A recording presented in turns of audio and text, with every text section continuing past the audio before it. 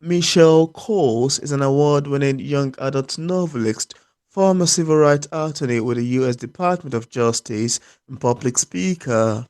She currently serves as a commissioner of the Maryland Launching Truth and Reconciliation Commission, a first of its kind in the United States.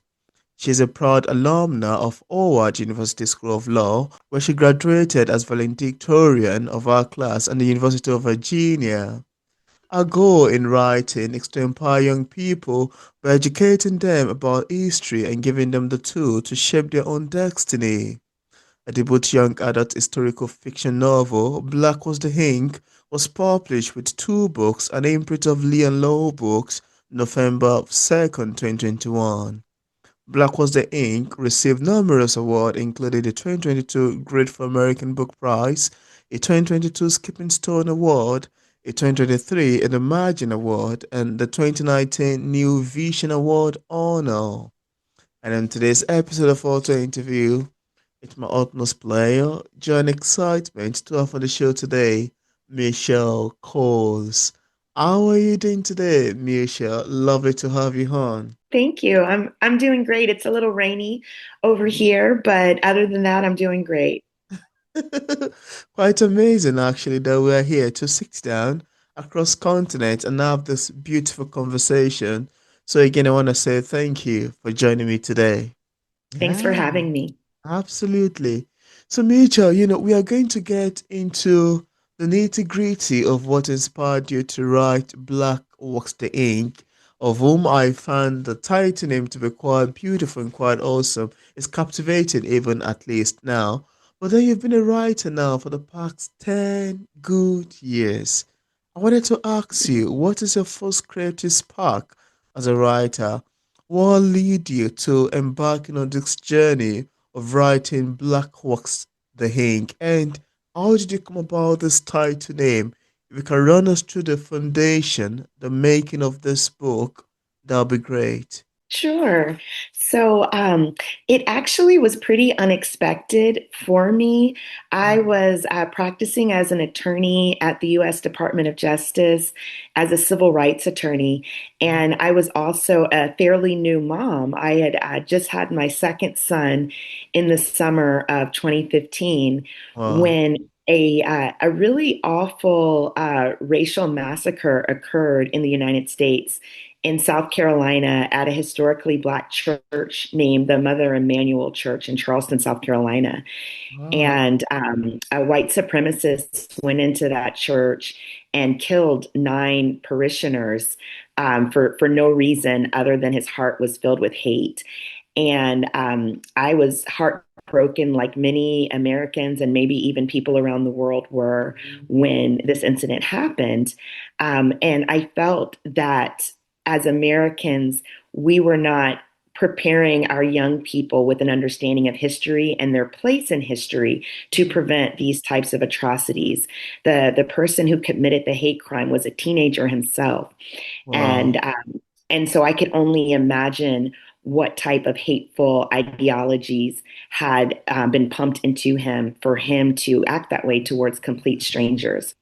And so I wanted to write a book for young adults of all stripes, in the United States and abroad, whether they're Black, white, or from anywhere, that provided an alternate perspective on American history, and in particular, a period in time in American history called the Reconstruction era, which was immediately following the Civil War in the United States. There was this brief period of time where the United States tried to live up to its obligations to provide equal rights to all Mm, citizens, regardless of race. mhm, And this was brought about because after the Civil War, Congress passed three different amendments to the United States Constitution that outlawed slavery. And there were 4.4 million people of African descent that were enslaved in the United States at the time of the Civil War. And all of those people, once slavery was outlawed, immediately became U.S. citizens.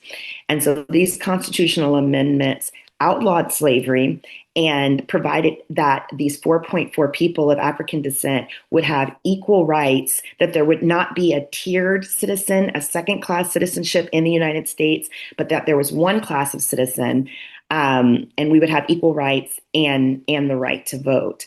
If you're familiar at all with U.S. history, you would know automatically that that period of Reconstruction was short-lived because that is not how history unfolded in the United States. Most people are aware of the civil rights movement that took Yeah. place in the 1950s and 60s, of which is probably Martin Luther King Jr. Mm. And the civil rights movement in the 1960s culminated with another set of legislation that was intended to make sure that people of African descent once again had the full rights of citizenship. And so there was a Civil Rights Act of 1964 that was passed. There was a Voting Rights Act of 1965 that was passed. There was a Fair Housing Act. And so my job at the time as a civil rights attorney at the US Department of Justice was in part to enforce those modern civil rights laws.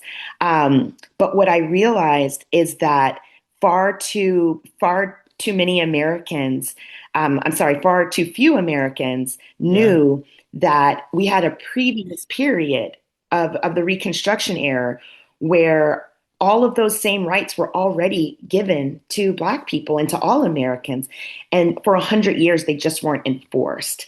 And so going back to the Mother Emanuel massacre, it really like sent off a light bulb in my head of how important this history was in terms of connecting the dots and helping people understand the forces that kept us back and kept us from being further along into a place of harmony, racial justice, racial equality than we should be. And so and so I came up with the idea to write Black with the Ink, which is a story that takes a teenager from the present. His name is Malcolm, and it sends him on a magical journey to the Reconstruction era, where he walks in the shoes of one of his ancestors. And one of his ancestors was a man who served as a legislative aide to the first Black members of Congress. And so most people aren't aware that all the way back in the 1870s, there were 16 Black members of Congress. There were two United States senators, and there Wow. were 14 Congress people, and they were vital in making real the promise of democracy in America. And so Malcolm, my main character from the present, gets to Yeah. see that, gets to experience that, and gets to have a different perspective on the present plight that African Americans continue to face in the United States in light of learning about this history from 150 years ago. That's an amazing illustration, I must say. That's a beautiful storyline you've got in there, and that's a trunkload of beautiful stories that lead you towards the making of this amazing book, really. I must say that is really helpful. Thank you very much for giving this beautiful, snippet into the making of the book. Now, you mentioned your character, Malcolm. I want to go much deeper into him now, because Malcolm, your main character, is a teenager confronting both personal struggles and a complicated history. Now, how did you shape his voice so that young readers today could see themselves in him, could see themselves clearly in Malcolm? And also, the Reconstruction era figures in the novel are based on real historical leaders. How did you balance fact and fiction when bringing them all together to life and future? I would love your take on that. Yeah, it's an excellent question, and it was definitely a challenge. I really wrote the book in two separate stages, and it also Wow. went through a lot of different iterations in the editing process. But I really wrote the past part of the book first. And before I did that, before I even took out a pen and started writing anything, I spent about 6 months doing research Wow. because like most Americans, I also did not know very much about the Reconstruction era, even though Mm. I was a civil rights attorney. And even though I went to a historically Black law school, Howard University School of Law, I still wasn't very familiar. There's very much a like a cloak on this period of history where it's largely forgotten from the public memory. And so I started with doing a lot of research, like this book by Yeah. W.B. Du Bois, Black Reconstruction in America. It was an excellent resource. Wow. And this book, Eric Foner, is considered one of the top experts of Reconstruction who's alive Wow. today. Wow. And this book was incredibly helpful. Capital Men, and that's Wow. actually right there. You can see a picture of some of the first Black members of Congress. And Mm, this is a book that I probably use the most because it's a nonfiction accounting of the first Black members of Congress. And so there are many, many more books that I read to do my research to build this world of what it would have been like to be a person who had been liberated from enslavement, mm, right? Like had spent their entire life enslaved. And for generations, their family had been enslaved, and they finally had their first taste of freedom. And so mm, that was the framing that I put my mind in as I wrote that history, is all of the potential, all of the excitement, all mm, of the hope that they must have felt in the moment when they thought mm, that they finally had achieved freedom and liberation and could make their own choices about how they wanted to live their life, what they wanted to do, who they mm, wanted to be in communion with, all of these things.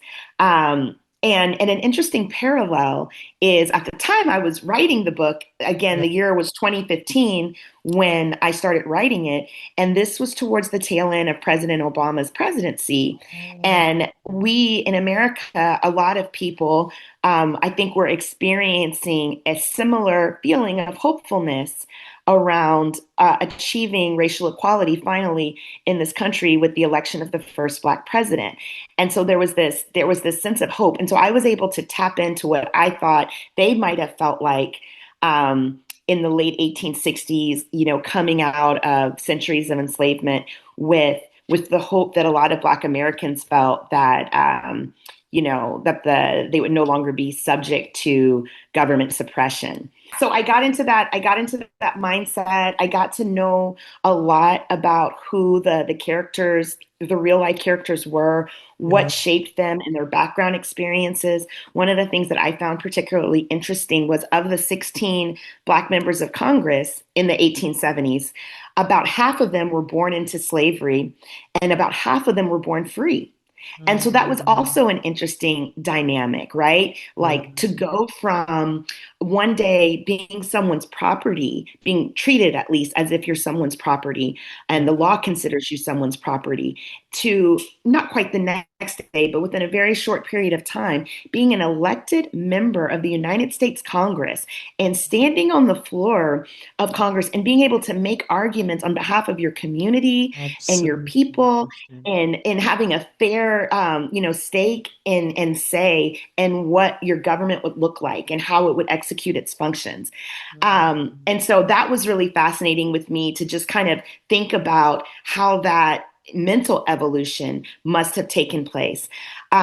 Another thing that was really striking to me is, to the extent that Americans know anything about Reconstruction, which in general we know very little.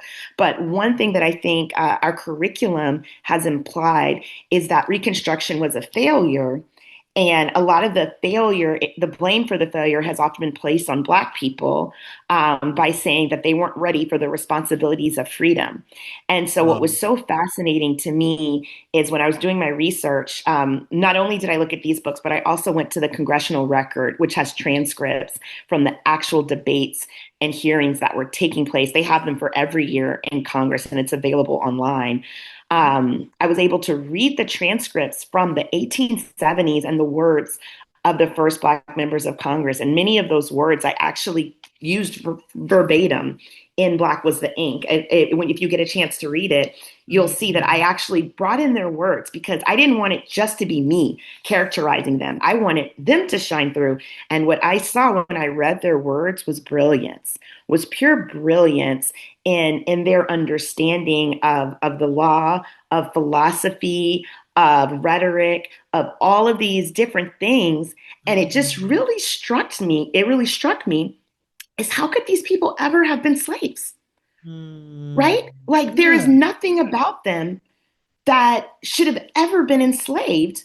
Yeah. And it just shows you how powerful those forces were working to keep Mm. bright, intelligent, hardworking, industrious people down. Because the second the shackles were released, they were already shining and standing in their glory. And so I just wanted to make sure that the book reflected Wow. that and that people could see that about them.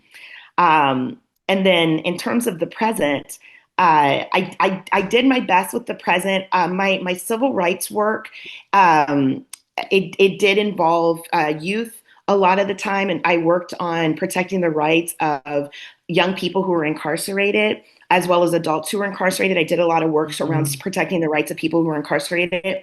So I spent a lot of time in juvenile justice facilities, meeting kids, meeting young people, interviewing them, talking to them, things like that. And not that my main character, he's not a kid who's necessarily in trouble, but there are a lot of struggles that African American boys in America face with being labeled Absolutely. as, Yeah. as problems Yeah. or being treated unfairly or treated harshly by the criminal justice system. Mm. And so I think, partly from just other young people that I know, or partly through my work, I wanted to try to bring in their struggles and how they overcome those challenges. Mm. Oh, wow. I love your answers to these questions. They are so educative, they are so interesting and quite fascinating. Thank you very much for giving us a Mhm. beautiful, in-depth answers to these, interesting questions, basically. And if you have a copy of the book there, I'd like you to show it to the camera just so we can see what it looks like. Look at that. Black Wax the Ink. What inspired the making of this cover? I think, because to me, I feel every book cover has a story in it that stylishly resonate or go together with the story in the book. Would you tell us about the making of the cover, even anyway? Yeah.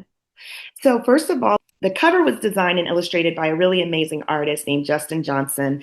And I paused when I said that because there's also interior art that he did. So it's not just the cover. Wow. Um, so I just wanted to highlight some of that as well. So that's actually a picture of the Mother Emanuel Church that I talked about in the beginning for my inspiration, and it ends up being an integral part of the story of Black Was the Ink.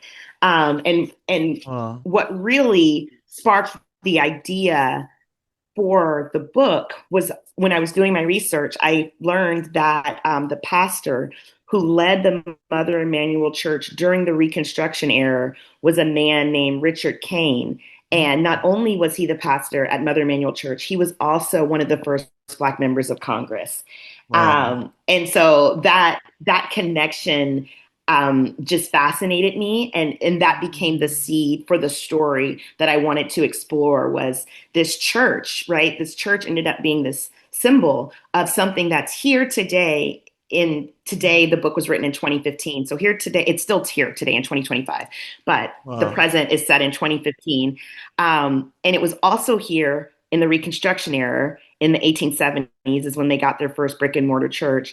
And it was also it was founded all the way back in the 1820s, and it was a place that enslaved people and free Black people used to congregate to try to advocate for their freedom. And a slave rebellion was actually planned there by Denmark Vesey. And so the church has an absolutely fascinating history, and so Mm. it becomes sort of the backdrop for the story that I tell, since so many of the points in the book overlap with the church. But going back to Wow. the cover, You asked me to talk about the cover, and so there are a couple things I wanted to point out. First, this building here. I know you're not from the United States, so I'm not going to ask you to name it. Do you want to try to name it, or should I tell you? Tell us, please. Okay, I would do a horrible job if you asked me to identify landmarks in England. So this is a drawing of the United States Capitol. And Oh, so that's the building here, and then this is the main character, Malcolm. And what you see behind him, when I was describing the book, I didn't mention that the way that Malcolm first gains exposure to the Reconstruction era is by discovering the diary of his ancestor. And so this behind Malcolm is his ancestor's diary. And that diary basically becomes like a portal that brings him in to the Reconstruction era, where he then walks wow. in his ancestor's shoes and Mm, sees what his ancestors saw. And so that's the diary. And then these are pages from the diary floating up and around. And what they basically make is a thought cloud.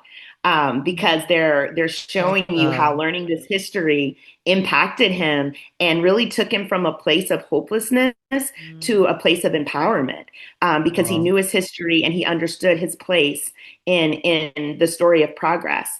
And another thing is the color scheme was important, and it reflects red, white, and blue. So he's got his red hoodie, right, which is the outfit of choice of many young people. He's got Mm, his red hoodie, but then you also have the white and the blue, which I think really just highlights, similarly to the name, Black was the ink. It really highlights Black people's contributions wow. to the realization of American democracy, and that at our country's founding, it had a lot of great soaring rhetoric, but it was not that rhetoric and that potential was not yet realized. And the Reconstruction era, with the passage of constitutional amendments that made it clear that the rights set out in the Constitution actually applied to everyone in the United States and Mm, not just wealthy white men, is the moment where democracy really took form and began to be real as opposed to theoretical. that I must say, it's a beautiful storyline. I mean, that's the cover alone is a story in itself, and that's one of the reasons why I feel you should tell us, because I know from all of the diagram, there's a lot in there that a first reader, first of all, may not understand, but it's so important to the author. All of the books that I've written have message in the title, in the cover that I say, okay, this is what I want it to be because there's a story in book It's a cover story. that the author can know of. The reader may not be able to understand, except they can read Exactly. the actual book, the whole storyline, etc. It's quite interesting. Thank you. Thank you for sharing with us. That's quite Yeah, and amazing, then really. I'll just highlight the back as well. The back, What it it's reversed, so is. I don't think you can read it, but it says forgotten heroes still leave their Leave mark. the man. And so Absolutely. and so what it's just about is like lifting up these people who had this incredible impact on the trajectory of America that nobody remembers. If you say any of their names, nobody no almost no one knows who they are. But Mm, they left behind institutions and precedents and laws and had all of this courageousness.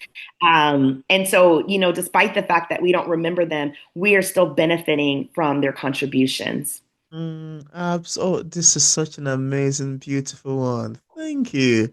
Thank you for Yeah, mentioning. The impact is quite well felt, even though they are not here anymore. It's quite an interesting legacy they left behind. Now, I wanted to ask, because absolutely. history books often skip over the Reconstruction era. Why do you think this part of American history is still so overlooked in our current world? And how do you hope your novel changes that? Plus, what kind of feedback? Because I know when it comes to historical novel of this nature, it's quite interesting because it's quite debateful in some ways. What kind of feedback have you gotten so far since the publication of the book? The feedback has been overwhelming, for the people that have read the book, and granted, a lot of people haven't heard of it, a lot of people haven't read Wow. it, but for those who have, it has just been so extremely positive. with Wow. how much they learn from it. How, Mm. like so many times I hear every single American needs to read this book. I learned so much. How I thought I Wow. understood American history, but I realized that I didn't. A lot of people, when they read the book, they say it, even though it's a quick read, they say it took them twice as long because they spend the whole time on Google because they can't believe there's so much that they haven't heard of and so much Wow. that they didn't know. And so it really just opens their eyes. One of the awards it got was called the Grateful American Book Prize, and that's award given to a book for middle school students about U.S. history. And so it won the top award for that that year. So the top middle school book about U.S. history. And and they absolutely love the book. Fairly often I'll get an email from a random person who read it and just said how much it meant to them. I'm brought into schools to talk. I do a lot of different speaking engagements Mm. about the book as well as my civil rights background. And so it's been making an impact and helping change people's perspective by introducing them to new facts and new stories. Mm. And then in terms of why the Reconstruction era is glossed over at best, if not intentionally distorted and misconstrued at worst, I definitely think that is by design. I think if you're able to erase Black people's achievements and pretend like it never happened, then it's a whole lot easier to continue to oppress them. And I think once people are aware that that immediately after the Civil War, Black people were fully capable of participating in government and, not only in government, but there were strong Black businesses. There were, the institutions were being built, like historically Black colleges and universities and churches. And you see all of the ways that Black people really transitioned seamlessly from enslavement to citizenship until you had an extremely violent and political backlash brought about by white supremacists. And then Mm. that's what set back the progress of Black people. And then the changing of laws to institute things called Black codes that criminalized a lot of behavior to funnel Black people into the criminal justice system. Absolutely. You begin to understand the forces that are at play to keep a group of people constantly oppressed. And I think that people don't want people to have that knowledge. And so you have to suppress this history because it changes your understanding of the entire narrative. Mm. And what you may have thought was natural no longer looks natural, and it looks enforced instead.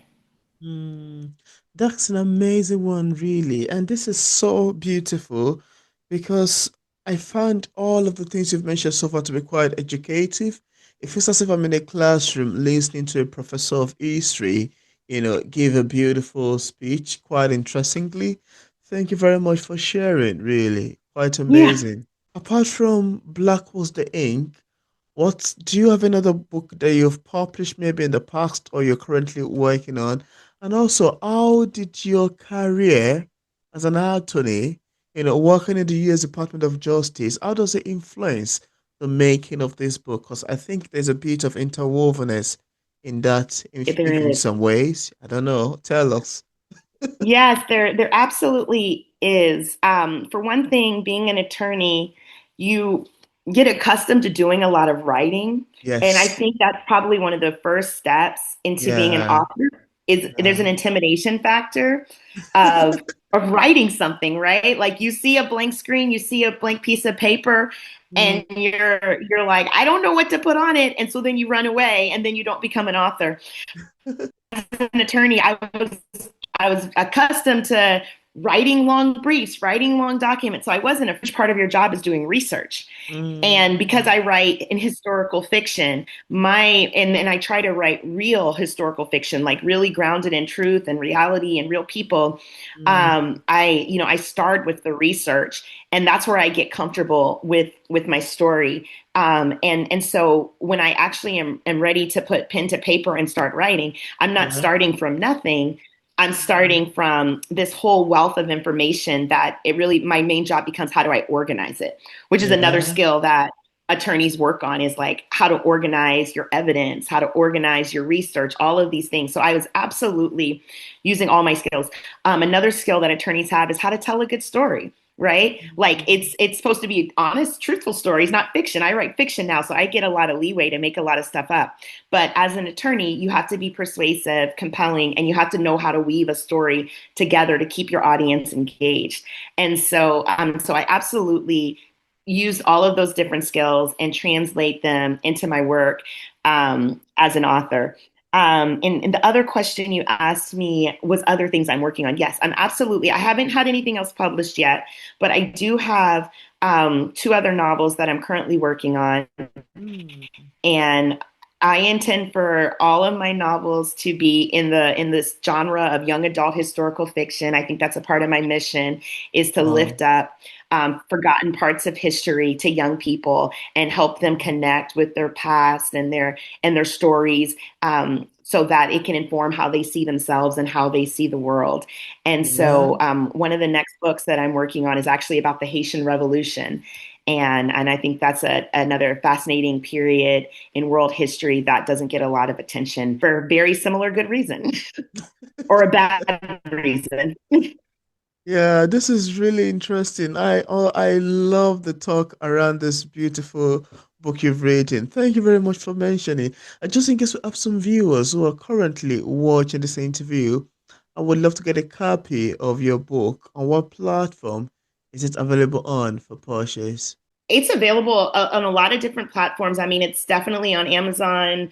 I think it's on Barnes and Noble online. If you just Google the title, Mm. especially because you're in England, I don't really know Yeah, it should be bookstores. I don't everywhere know. You know what I mean? on Amazon, basically. Yeah. Yeah, but yeah, it's on there. There's also an audiobook. It was Oh, narrated by a great voice actor named Ruffin Prentice. So I if saw that. people prefer audiobooks, there's an ebook. So there's lots of ways to read it. If anyone who's watching is an educator, there's a teacher's guide that goes with it. And so you could just Google Black was the Ink Teacher's Guide, and that's available. And something else I'll highlight at the end is their brief biographies of the first Black members of Congress that are featured in the book. And Oh, so it's just kind of like a way to see their faces since you spend all this time reading about them and learning about them to, you know, wow. see that they're real people and this is who they were. So, That's so amazing to know, really. Thank you. Thank you for mentioning. yeah. And I left a link in the description part of this interview where interested viewers can get a copy of Michelle Cole's Black Was the Ink directly on Amazon and Barnes& and Nobles on our website and also on other platforms. I also left a link to Michelle's social media pages for possible followings. And you have my website as well, right? michellecoles.com. Absolutely. Thank you very much for joining in this beautiful, amazing interview. And also, this conversation is more than awesome. So great, so educative, and very interesting. Thank you very much for coming on. Thank you. Thank you for this conversation. It was delightful. Yeah, it's a pleasure as well.